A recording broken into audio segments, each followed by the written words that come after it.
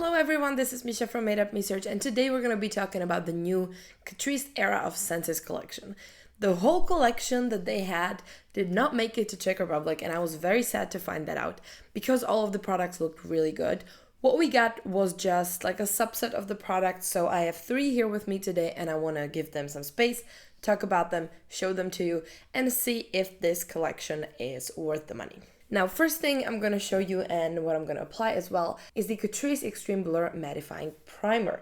It is a very heavy, I think it's still plastic, but I did drop it recently and a part of it did chip off. But this is what it looks like. It is a mattifying primer. I'm going to do a little hand swatch for you as well. It's a very almost like dry and grainy. It is one of those primers. I feel like it's a very specific texture. If you ever had a mattifying primer, you would probably know what it feels like. For me, it is very, very matte. I usually don't go this matte, but I like it because it has kind of like a cooling effect, and also it does sink in completely, so you don't have that like slippery residue on your hand. So I'm gonna go in and I'm gonna use a little bit of that on my face.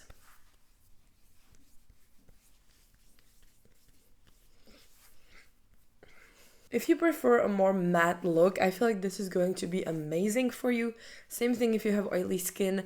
I think this is one of the primers that doesn't really clog up your pores, but still keeps you really nice and matte. And I think that if I paired this with like a very long-lasting setting spray, I would be all set for my like long wear makeup. This is what we're looking like, a lot less shiny. Of course, I have a huge ring light, so you're still gonna see some shine on my face, but it does look a lot more matte. My face feels smooth. It's not pilling. What I also forgot to mention is that it comes with a little spatula, but I just dropped it, so I'm not going to show you that. I quickly put together a little bit of complexion product so that we can look nice and even for the application of our next product. This is the Catrice Era of Senses Pudding Blurring Blush, and you completely got it. It is supposed to be a flea dupe, of course. I have the shade Raspberry Fudge, which is the more like a red toned one. I was very much drawn to this one because it does look very similar to my favorite pudding pot from Flea, which is the shade Faded. So we're gonna compare those together as well. Okay, they're probably not gonna be as similar. The Flea one is a little bit more dark, but again, let me swatch it for you. The texture is very similar. It is very moussey, looks great. Now, if I swatch it on my hand, you can see that it's super pigmented and it does have that like nice blurry texture. Now, if I dip my finger into the Flea pudding pot, yeah, it's a bit of a different, both texture and tone. I feel like the Catrice one is a lot more vibrant and also a little bit more pigmented. This one does come out a little bit more sheer. But texture-wise, I would say it's a very decent dupe. So if you wanted to try out the Flea pudding pots, I think this is like a good alternative. Also a lot cheaper. These can be a little bit tricky to apply, I admit. So to apply these, I usually place them down and then blend them out. For putting them down, I do have one of these silicone brushes.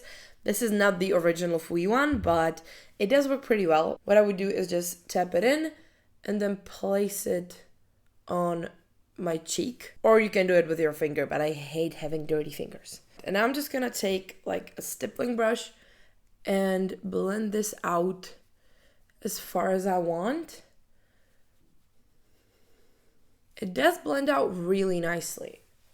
It's pretty even, it's not patchy. That can be a concern sometimes with these moussey textures, but I do quite enjoy that. Gonna lightly work it in so it's not overly, visible, the line. And this is what we're looking at. I think this looks beautiful.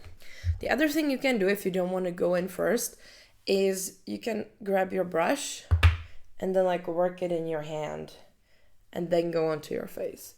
But what I have learned with these textures is that you don't want to go straight, pot brush face, because it can be a little bit crazy in terms of the texture and the amount that you put on. You really don't need a lot with these. So I have a very similar amount of the blush and I'm just going to tap it in again. Gorgeous. This is beautiful. I'm almost regretting that I didn't get the second shade as well, but I feel like this looks a little bit more intimidating than it actually is.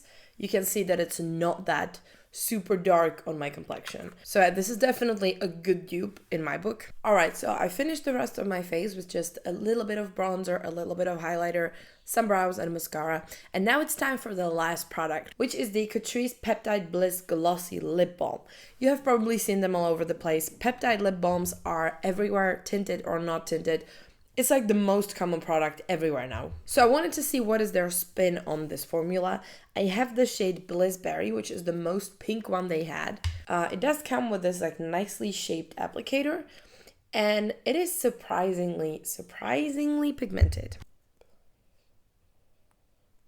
Yeah, you can maybe see, okay, this is really hard to swatch. You can see that it's a pretty thick formula, almost like a gel. Quite a lot of pigment. I was very surprised by that. And I also think it has more of a feeling of a gloss. So let's apply it.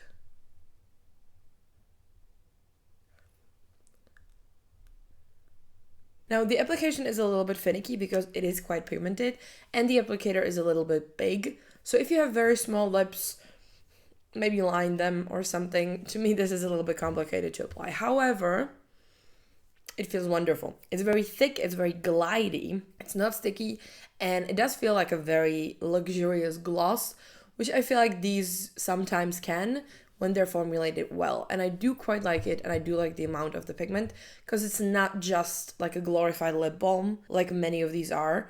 So I'm very happy with it. I think it looks beautiful, and I would definitely recommend it. In some drugstores, they also had matching like lip liners for these. They did not have them in my drugstore, any of them, so this is how we're gonna roll.